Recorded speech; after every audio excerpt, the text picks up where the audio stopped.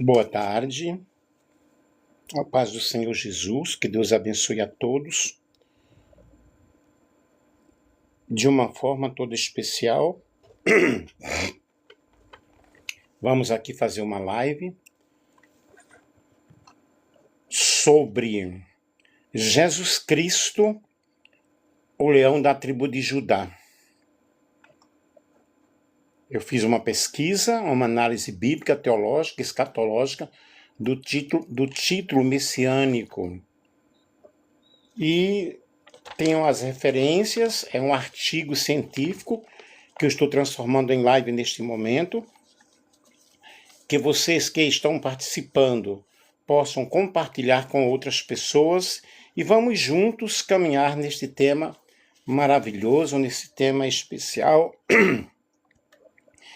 que evidentemente vai servir de bênção para você.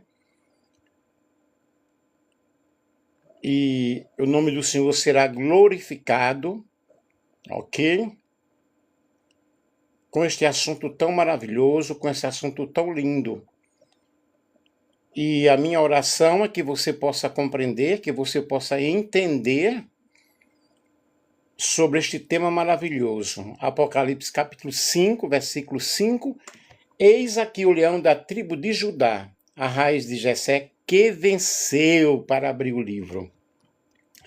Louvado seja o nome do Senhor nosso Deus. Portanto, que você possa compartilhar com outras pessoas. E se quiser comentar alguma coisa dentro do assunto da live, você pode acrescentar outros comentários que não dizem respeito ao assunto. Evidentemente estaremos bloqueando, porque existem pessoas que fazem comentários absurdos, né? Mas são pouquíssimos que não sabem respeitar o local em que está entrando.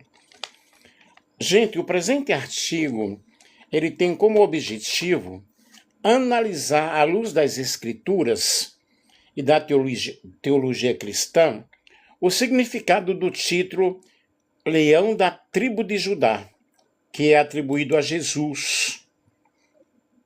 E tal designação possui raízes profundas no Antigo Testamento, sendo posteriormente reafirmada e reinterpretada no Novo Testamento, especialmente no livro de Apocalipse. A pesquisa aborda o contexto histórico, simbólico e profético do leão como emblema de realeza, poder e vitória, bem como a conexão direta com a linhagem davídica e o cumprimento das promessas messiânicas. Além disso, o estudo explora o paradoxo cristológico entre o leão vitorioso e o cordeiro sacrificado, destacando implicações teológicas, escatológicas e pastorais para a fé cristã contemporânea. As palavras-chave desse artigo estão em PDF, né? Leão de Judá, Messias, Cristologia, Realeza de Cristo e Apocalipse. Vamos para a introdução do assunto. Os títulos atribuídos a Jesus nas Escrituras não são meramente simbólicos ou poéticos, mas carregam profundos significados teológicos e reveladores. Entre esses títulos destaca-se a expressão leão da tribo de Judá, presente explicitamente no livro do Apocalipse e implicitamente nas profecias veterotestamentárias. A compreensão correta desse título exige uma leitura integrada da Bíblia, considerando o desenvolvimento progressivo da revelação divina. O leão de Judá não surge apenas como um símbolo de força, mas como a afirmação de que Jesus é o legítimo rei messiânico, herdeiro das promessas feitas a Israel e Senhor soberano da história. Esse artigo, portanto, propõe investigar a origem, o significado e as implicações desse título, demonstrando que ele revela tanto a majestade quanto a missão redentora de Cristo. A origem veterotestamentária do leão de Judá. As bênçãos proféticas, ou seja, a bênção profética de Jacó.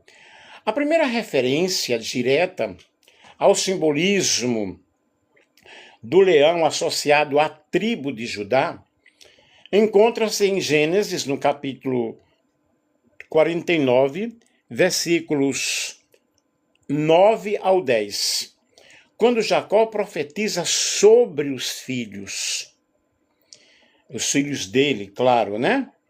Nessa bênção, Judá é comparado a um leão forte e dominante, e lhe é atribuída a permanência do certo, ou seja, do cetro, ok? Lhe é atribuída a permanência do cetro, símbolo inequívoco de governo e autoridade real. Essa profecia, ela estabelece 3 elementos fundamentais. Realiza, Judá seria a tribo governante, continuidade, o cetro não se afastaria de sua linhagem, e universalidade. As nações obedeceriam ao governo oriundo de Judá. Vejamos sobre Judá e a linhagem davídica. O cumprimento parcial dessa profecia ocorre com o estabelecimento da monarquia em Israel, especialmente com Davi. Contudo, a Escritura aponta o seu cumprimento, aponta para um cumprimento, né? Cumprimento, observem, cumprimento pleno e eterno do Messias, descendente de Davi, cujo reino não terá fim. Vejamos o leão como símbolo de realeza e poder na Bíblia. Na tradição bíblica e no Antigo Oriente Próximo, o leão é frequentemente associado à autoridade soberana, à força invencível, coragem e domínio e justiça executada com poder. E ao aplicar esse símbolo ao Messias, a Bíblia comunica que ele não é apenas um líder espiritual, mas um rei legítimo, real, investido de autoridade divina. Essa compreensão prepara o terreno para a revelação neotestamentária do Cristo glorificado. Boa tarde, a paz do Senhor para todos aqueles que estão entrando neste momento. O leão da tribo de Judá no Apocalipse. O contexto de Apocalipse capítulo 5. Em Apocalipse capítulo 5, o versículo 5, João registra a proclamação celestial de que o leão da tribo de Judá venceu e é digno de abrir o livro selado. Esse livro representa o plano soberano de Deus para a consumação da história. A dignidade do leão está diretamente ligada à sua vitória, à sua conquista, indicando que somente Cristo possui a autoridade para revelar e executar os desígnios finais de Deus. Vamos falar um pouco sobre o contexto do Apocalipse, capítulo 5. O capítulo 5 do livro de Apocalipse constitui um dos textos mais densos e teologicamente ricos de toda a Escritura, funcionando como um elo entre a visão do trono divino, que nós lemos em Apocalipse capítulo 4, e a revelação do desenrolar da história redentiva. O cenário é totalmente celestial, solene e litúrgico. Deus está sentado no trono, cercado por seres viventes e anciãos, enquanto um livro selado com 7 selos repousa em sua mão direita. E esse livro não deve ser compreendido como um objeto comum, mas como o registro simbólico do plano soberano de Deus para a história, incluindo o juízo, falando de escatologicamente, redenção, restauração e consumação final. O fato de estar selado indica que o conteúdo está oculto e inacessível à criação, dependendo exclusivamente da autoridade divina para ser revelado e executado. A crise cósmica da indignidade. A tensão narrativa atinge o seu ápice quando um anjo forte e poderoso proclama: quem é digno de abrir o livro e de lhe desatar os selos? Apocalipse capítulo 5, versículo 2. A resposta inicial é devastadora. Ninguém, nem no céu, nem na terra, nem debaixo da terra, é achado digno.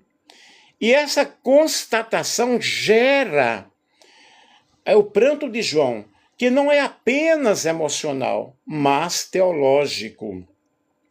Seu choro representa a possibilidade de que o mal permaneça sem julgamento, a injustiça da história não seja corrigida e o plano redentor de Deus não se concretize.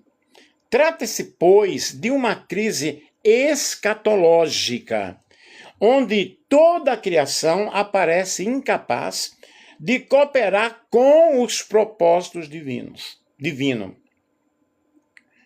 Ou seja, com os propósitos divinos.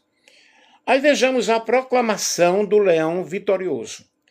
É justamente nesse momento em que um dos anciãos interrompe o pranto de João com uma declaração decisiva: não chores. Eis aqui o leão da tribo de Judá, a raiz de Davi, que venceu para abrir o livro e desatar os seus 7 selos. Apocalipse, capítulo 5, e o versículo 4. João estava chorando copiosamente. Essa proclamação é carregada de um alto significado teológico. O ancião conecta 3 elementos fundamentais: identidade messiânica, leão da tribo de Judá, evocando Gênesis capítulo 49. Legitimidade davídica, raiz de Davi, apontando para a promessa real. E a vitória consumada, que venceu, indicando um triunfo já realizado. O uso do verbo no passado é crucial. A vitória não é futura, mas já foi alcançada. A dignidade do leão não está baseada em potencial, mas em um ato histórico redentivo concluído. A autoridade baseada na vitória redentora. E o texto nos deixa bem claro que a autoridade do leão para abrir o livro não descreve apenas de sua origem real, mas de sua vitória. Essa vitória deve ser compreendida à luz de toda a revelação neotestamentária, especialmente da obra redentora de Jesus Cristo na cruz e de sua ressurreição. Assim, o leão é digno porque venceu o pecado na cruz do Calvário.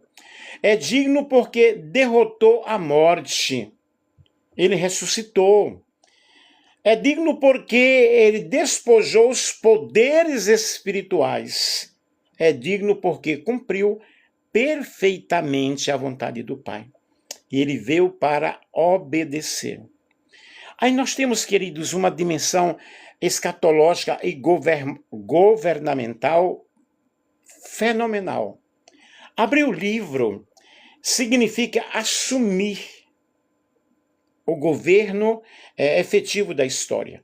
Estou todo arrepiado falando sobre isso aqui, sentindo a presença de Deus. Cristo não apenas revela os desígnios divinos, mas os executa. O leão da tribo de Judá é apresentado como Senhor da história. Hoje, na escola sabatina, na igreja adventista do sétimo dia aqui em Valparaíso, estudamos sobre a lição A Supremacia de Cristo, o soberano, o grande, o único. O Senhor da história, o juiz escatológico, executor da justiça divina e mediador da consumação do reino. Boa tarde, a paz do Senhor Jesus para todos vocês que estão entrando aí agora, tá? Compartilhem a live com outras pessoas. E, queridos, ele é o único mediador, ele é o único salvador, não há outro caminho. João disse, eu sou o caminho, a verdade e a vida, ninguém vai ao Pai a não ser por mim. João 14, o versículo 6. E, portanto, o Apocalipse, capítulo 5, ele não apresenta um Cristo passivo, mas um Cristo entronizado, um Messias entronizado, cuja autoridade é reconhecida por todo o céu. Vejamos aqui algumas implicações teológicas do contexto. O contexto de Apocalipse 5 ensina que a história não está à deriva, não está jogada aí de qualquer maneira, de qualquer forma. Ele tem um mundo em suas mãos, ele tem o controle do universo, ele tem o domínio sobre os seres criados, sobre as criaturas, sobre as galáxias, sobre toda a Terra, sobre outros mundos. Se é que existe, e dar a entender que existem, porque quando Deus formou a terra, os habitantes das estrelas cantavam e rejubilavam todos os filhos de Deus. Então o contexto de Apocalipse 5 nos ensina que a história não está aí de qualquer maneira, não está à deriva. O mal não governa soberanamente, jamais. Ele é controlado pelo Senhor. E o plano de Deus não depende da capacidade humana, não depende do intelecto humano, não depende do nosso conhecimento. Deus, ele quer agir, ele age sem pedir conselho a ninguém, porque ele é único, ele é soberano, ele é o Senhor da história, ele é o Senhor da nossa vida, ele é o Senhor da minha vida, da tua casa, da tua família. O governo final pertence a Cristo. O leão da tribo de Judá é a resposta divina ao caos. Aleluia, louvado seja Deus, exaltado seja o nome do Senhor. Mari, boa tarde, Mari, acho que é Mari.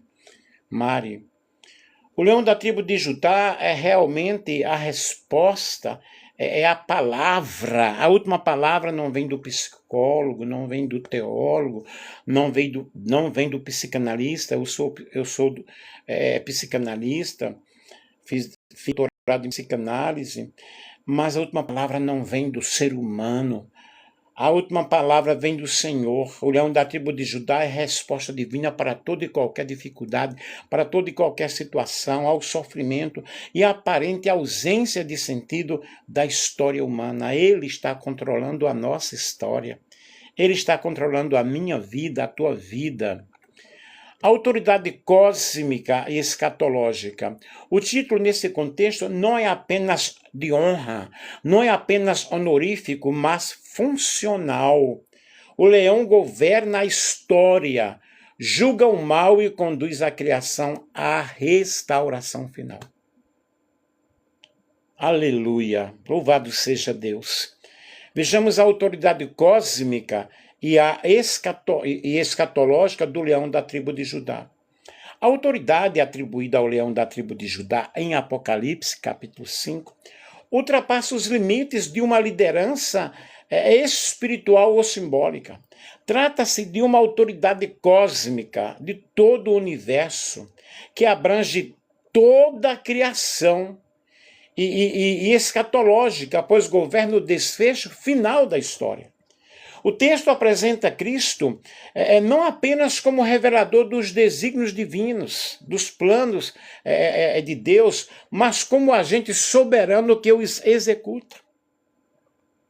Ei, ele está entrando aí na tua casa, está entrando aí na tua vida, está entrando na tua família. Qual o teu problema? Qual a tua dificuldade?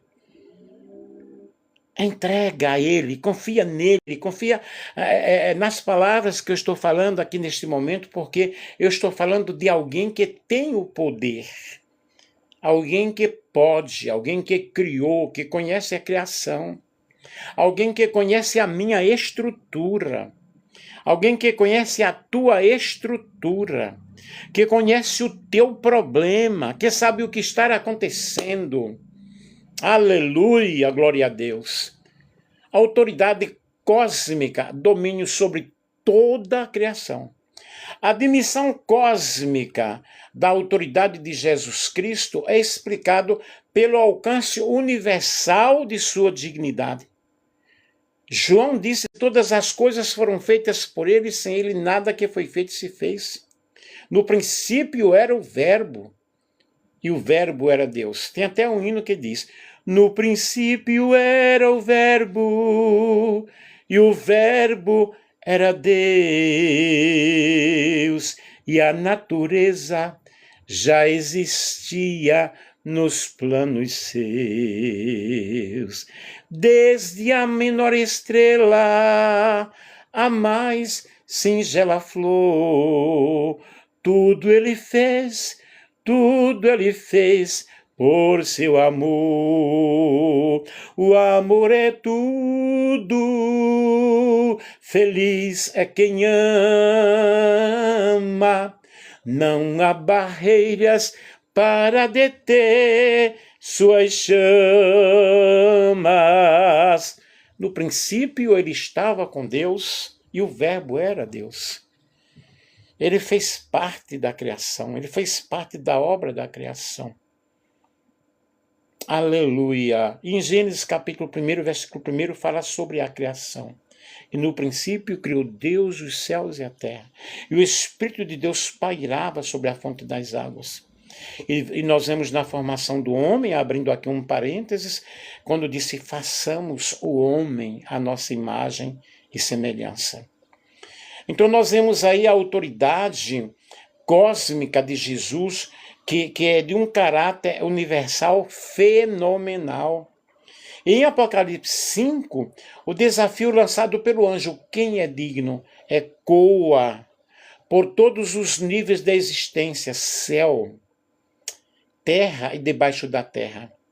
E a incapacidade de qualquer criatura responder a esse chamado revela que nenhuma realidade criada possui soberania última. O domínio é dele, o poder é dele. Glória a Deus. Quando o leão é declarado digno, afirma-se que ele governa sobre os poderes celestiais, sobre os anjos, sobre as galáxias, sobre as estrelas, sobre as águas, sobre o abismo, sobre a neve, sobre o fogo, sobre o ar, sobre as tempestades, sobre os desastres, sobre tudo o que acontece na terra. Ele governa sobre os poderes celestiais. Submete às forças terrenas. Tem autoridade, inclusive, sobre os domínios da morte e do invisível. E muito interessante aqui é que ele deu essa autoridade para a igreja. Quantas lutas a igreja tem enfrentado? Eu não estou falando aqui de placa de igreja. Placa de igreja é invenção humana. Eu estou falando assim, daqueles que lavaram as suas vestiduras no sangue do Cordeiro. Essa autoridade cósmica harmoniza-se com o testemunho neotestamentário de que todas as coisas foram criadas por meio dele e para ele. Colossenses, capítulo 1, versículo 16.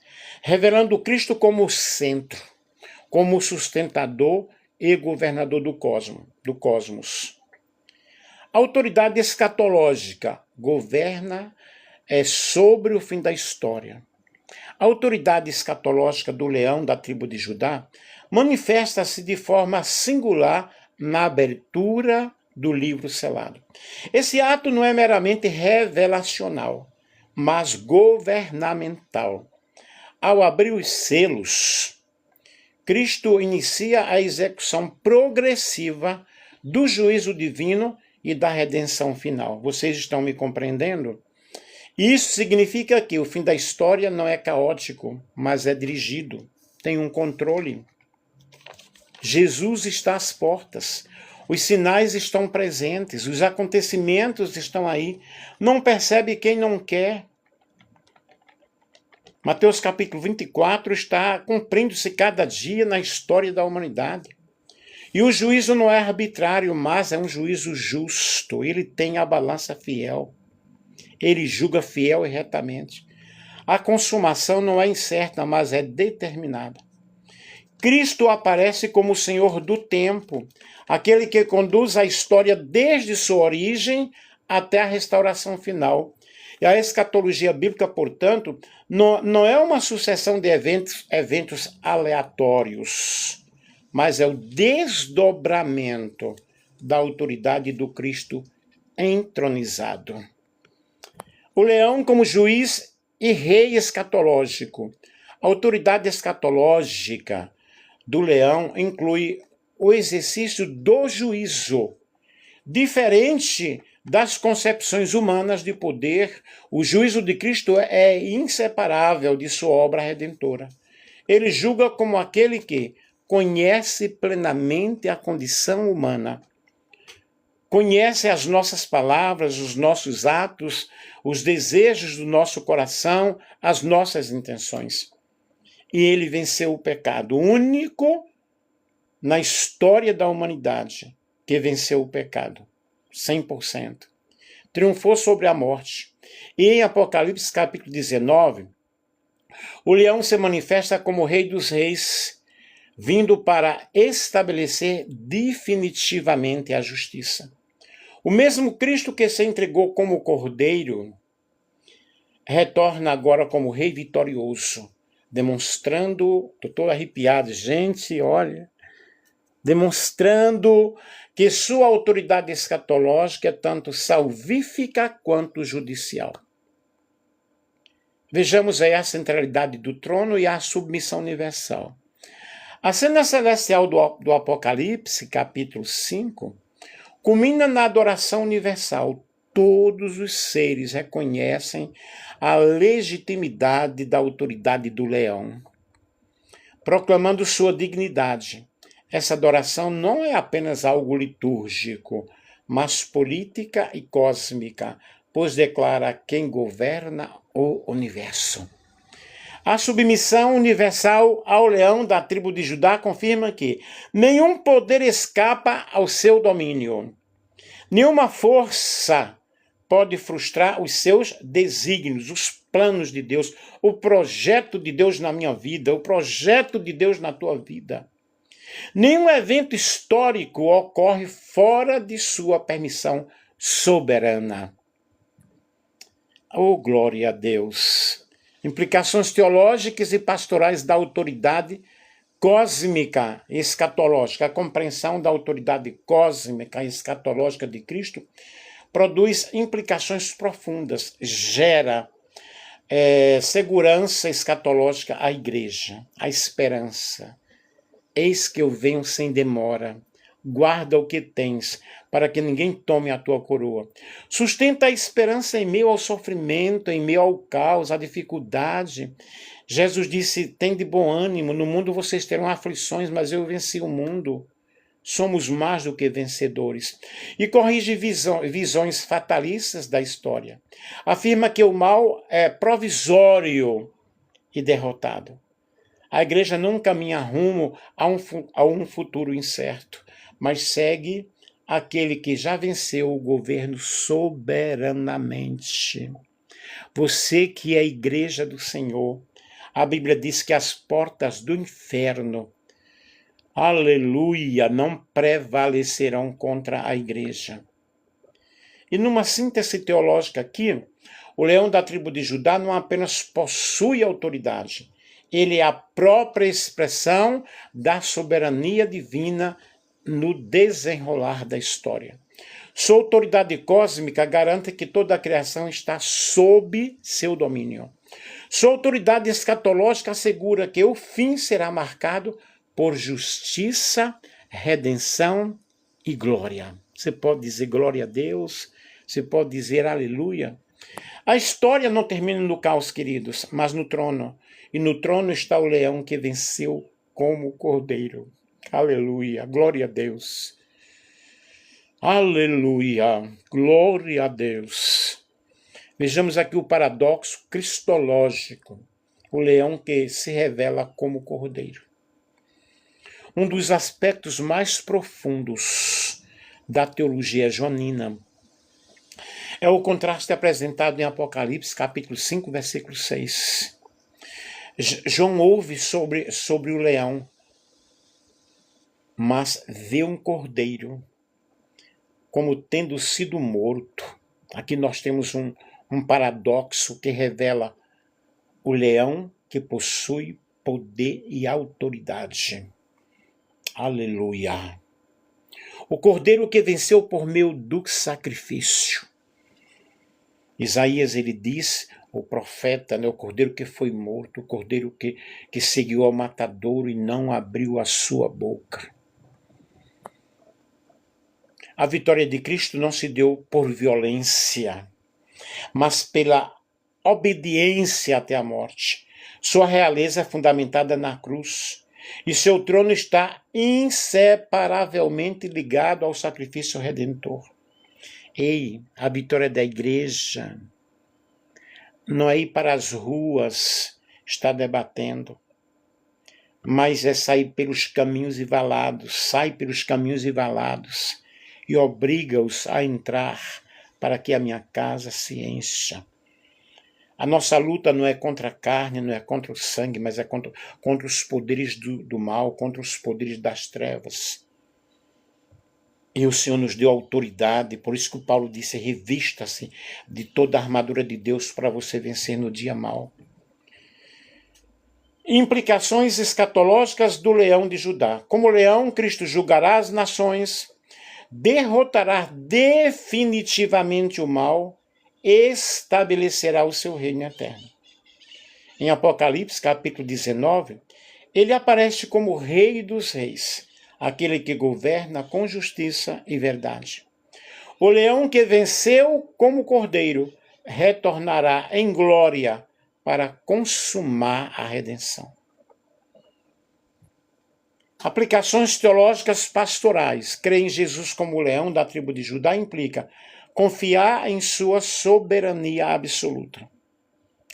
Descansar na certeza da vitória final. Viver com coragem espiritual em meio às tribulações, em meio às dificuldades. Reconhecer que o reino de Deus não pode ser abalado. Esse título fortalece a fé da igreja, lembrando que o Cristo que salva é o mesmo que reina. E ele reina aí na tua família. Ele reina aí nesse mal que está acontecendo. Amém? O leão da tribo de Judá sintetiza de maneira profunda a identidade messiânica de Jesus Cristo. Ele é o cumprimento das profecias antigas, o rei legítimo, o vencedor do pecado e da morte, e o Senhor da história. Ao mesmo tempo, a revelação do leão como cordeiro preserva o coração do Evangelho. A força de Deus se manifesta no amor sacrificial. Assim, Cristo governa não apenas com poder, mas com graça, justiça e com redenção. Aleluia. Aleluia.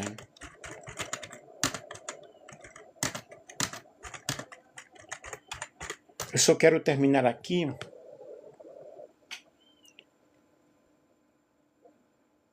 lendo o Apocalipse, capítulo 4.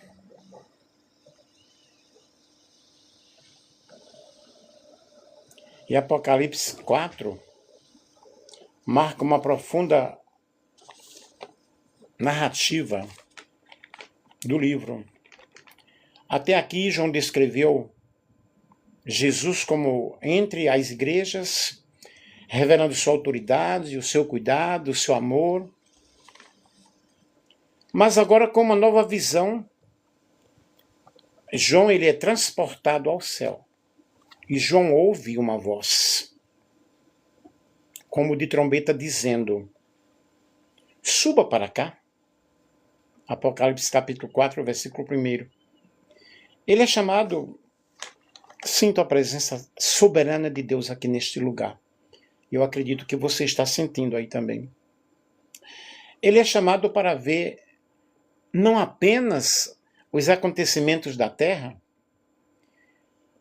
mas como tudo é governado a partir do céu.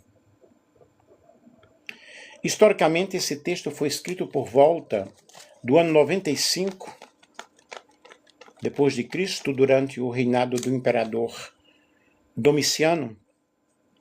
Uma época de grande perseguição, os cristãos sofriam muito. E João estava exilado na ilha de Patmos. Ele recebe visões gloriosas. E Simon Kistemaker comenta que essa visão do universo governado pelo trono precede a descrição simbólica das tribulações pelas quais a igreja deve passar. Kistemaker, 2014, página 248. E Hernando Dias Lopes reforça essa ideia. Antes que a igreja veja os juízos de Deus sobre a terra, ela vê o trono. Deus está no comando, Deus está no controle, Deus está governando, Deus está no trono. Aleluia, glória a Deus, glória a Deus. E o que João viu ao entrar no céu? Apocalipse 4, 1 a 3. Imediatamente, vai aí sentindo o poder dessa palavra, tá? Imediatamente me vi tomado pelo Espírito. Diante de mim estava um trono no céu, e nele estava assentado alguém. Apocalipse 4, 2. João é levado pelo Espírito e vê o centro do universo, um trono. Todavia, ele não descreve Deus em si. No entanto, ele descreve a glória, o poder, a majestade de tudo aquilo ali. Ele usa imagens simbólicas, aspecto semelhante a jaspe e sardônio, um arco-íris parecendo uma esmeralda, versículo 3. E Kistemaker, ele explica essa luz de Deus, que é comparada a pedras preciosas, uma glória indescritível. A santidade e o juízo de Deus são retratados pela jaspe, pela cornalina. Já o arco-íris verde, como esmeralda, relembra a justiça de Deus, a aliança de Deus, o pacto de Deus com Noé. Graça antes do juízo. É um detalhe profundo, fenomenal, maravilhoso. Eu estou emocionado ao falar sobre isso. Eu sou pentecostal, eu creio nos dons do Espírito, eu creio no falar em línguas, e eu sinto a presença do Deus soberano aqui neste momento. E quem está no trono? Ao redor do trono havia outros 24 tronos. E assentado neles havia 24 anciãos. Versículo 4. Os 24 anciãos, eles aparecem sentados, vestidos de branco. Branco representa a pureza, representa a santidade. Com coroas de ouro, representa vitória. E isso aí implica, gente, representa os santos redimidos. A igreja do Velho Testamento e do Novo Testamento. A Bíblia diz a igreja que foi fundada antes da fundação do mundo, ou desde a fundação do mundo. E com honra, com autoridade, com poder, com glória, com majestade. Estes 24 anciãos representam a igreja unida, a igreja glorificada, a igreja que está reinando agora com o Senhor. O número 24 simboliza os 12 patriarcas, os 12 apóstolos, a igreja completa na sua perfeição. A igreja de Cristo, ela é santa. Aí eu estou falando de uma igreja invisível, de uma igreja não adventista, não batista, não presbiteriana, mas de uma igreja que foi comprada pelo sangue de Jesus. De uma igreja que somente Deus conhece os seus membros. De uma igreja cujos nomes, aleluia, estão escritos no livro da vida do Cordeiro. E diante do trono, 7 lâmpadas, os 7 espíritos também ali presentes, os 7 espíritos de Deus. Ao redor do trono havia relâmpagos, vozes, trovões. Esses elementos nos lembra a presença de Deus no Sinai e também antecipa o juízo. Diante do trono, 7 lâmpadas, os 7 Espíritos de Deus, símbolo da plenitude do Espírito Santo. E havia um mar de vidro, claro como cristal, e esse mar pode ser representado a santidade e a separação entre Deus e a criação, mas também a paz, a clareza, a soberania, o governo. Uau! Quem são esses 4 seres viventes? E o que eles fazem? Apocalipse capítulo 4. João vê 4 seres viventes, cheios de olhos, cada um com uma forma diferente. O leão, boi, homem e águia. Aleluia. Eles têm 6 asas e proclamam continuamente: Santo, Santo, Santo. É o Senhor, o Deus Todo-Poderoso, o que era e o que é, o que há de vir. Me lembra a visão de Isaías, né, quando ele estava no templo. Isso representa os atributos de Deus, a majestade, a força, a sabedoria, a rapidez, a grandeza. Eles são similares aos querubins de Ezequiel, Ezequiel capítulo 1, versículo 5 ao 10, aos serafins lá de Isaías. Esses 4 seres representam a criação louvando a Deus, a criação glorificando a Deus, o céu, a terra, que é um lugar de adoração contínua. Lá, constantemente, é santo, santo, santo, santo. O louvor é incessante. Digno é o Cordeiro, digno é o Cordeiro, digno é o Cordeiro. E como o céu responde a essa adoração? Toda vez que os seres viventes dão glória, os 24 anciãos se prostram diante daquele que está sentado no trono. Tu, Senhor e Deus nosso, é uma cena gloriosa. O céu é um lugar de movimento, o céu não é lugar de silêncio. O céu é lugar de glória, glória, glória, glória, glória, glória. Tu, Senhor e Deus nosso, és digno de receber a glória, a honra e o poder, porque criaste todas as coisas. Deus é adorado não apenas pela santidade dele, mas ele é adorado pelas obras de sua criação, ele é adorado pela redenção.